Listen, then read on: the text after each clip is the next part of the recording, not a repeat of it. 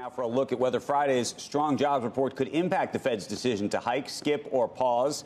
Want to bring in former Fed Vice Chairman Roger Ferguson, who's also a former president and CEO of TIAA, and now a distinguished fellow for international economics with the Council on Foreign Relations, a CNBC contributor, and someone who's been pretty much right about what the Fed's been doing all along. So let's stick with this, Roger. How are you?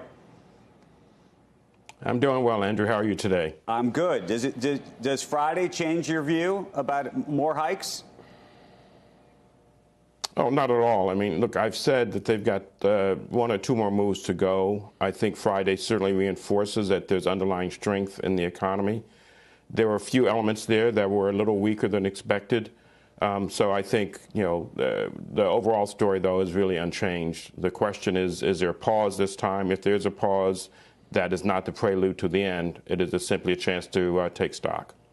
Why would you pause now? If you thought the numbers were hot on Friday, wouldn't you be more inclined to raise rather than pause? Oh, you'd absolutely be somewhat more inclined to raise. The pause story follows along three lines. First, they've done a great deal, and you heard Governor Jefferson talk about the possibility of a pause just to see where things are.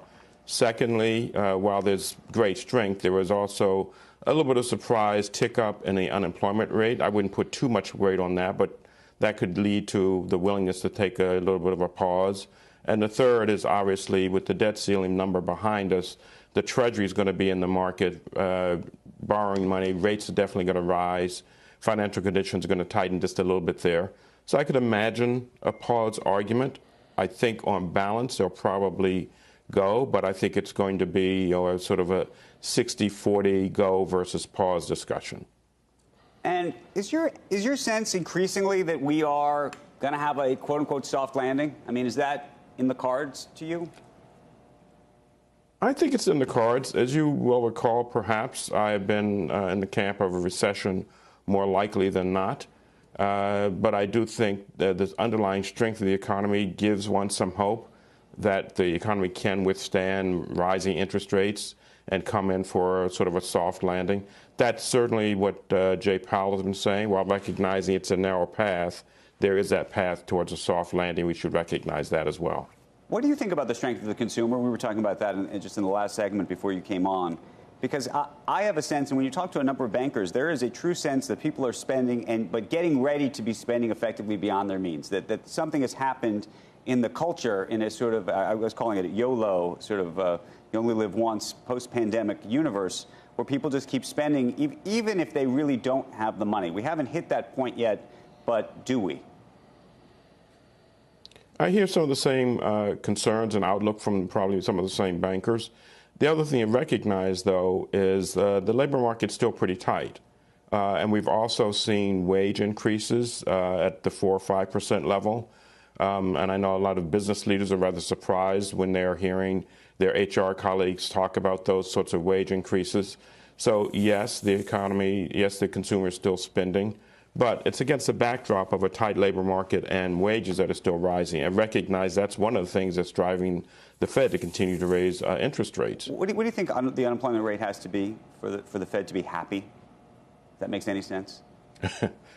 As perverse as that sounds. Right. First, I was going to say it sounds rather perverse, but I think the point you're making is really what do we have to see in terms of stability in the markets? Well, certainly, unemployment rate of 3.7, 3.8% is probably inconsistent with the kind of 2% inflation target they're talking about.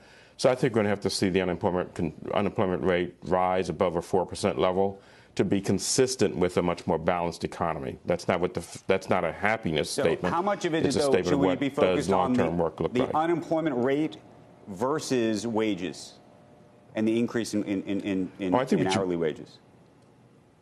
I think you have to be focused much more on the wage story. The unemployment rate is driven by a number of factors, some of which we don't understand, which is sort of the number of people leaving the labor force, for example. With an aging population of the world post-pandemic, we're not really sure what labor force participation should look like.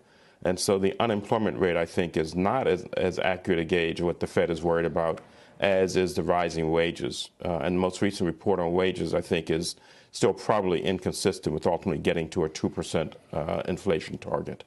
Okay, so finally, Roger, to bring it back to where we started, you think that we could have a pause, but more likely we are going to have an increase next month. But then it sounds like you may think that there's a pause coming after that.